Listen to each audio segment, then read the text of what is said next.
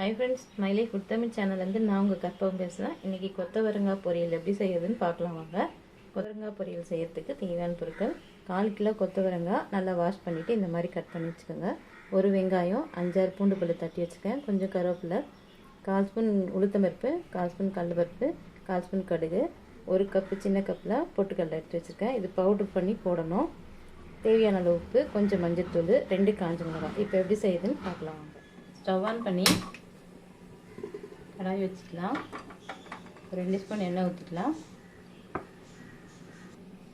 எண்ணெய் காஞ்சிடுச்சு. கடுகு, உளுத்தம்பருப்பு, கடலைப்பருப்பு போட்டுக்கலாம்.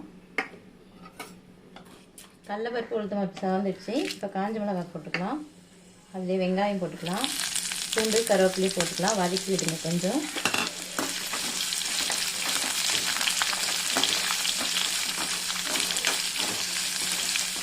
வெங்காயம் வதங்கிடுச்சு. இதிலே இந்த கொத்தவரங்காய் போட்டுக்கலாம்.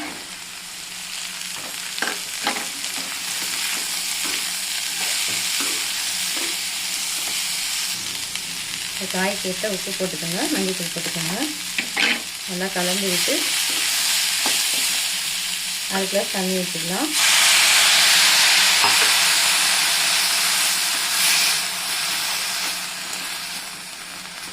இது ஒரு 5 நிமிஷம் மூடி போட்டு வேக வச்சிடலாம். 5 நிமிஷம் ஆயிடுச்சு. ஓப்பன் பண்ணி பார்க்கலாம். காய் வெந்துடுச்சு. அரைச்சி வச்ச பொட்டுக்கடலை மாவை போட்டுக்கலாம். போட்டு ஒரு நிமிஷம் கலந்து விடுங்க. இந்த பொட்டுக்கடலைக்கு பதிலாக வேர்க்கடலை போட்டுக்கலாம், தேங்காய் போட்டுக்கலாம். கொத்தவரங்காய் பொரியல் ரெடி ஆயிடுச்சு. ஸ்டவ் ஆஃப் பண்ணிடலாம்.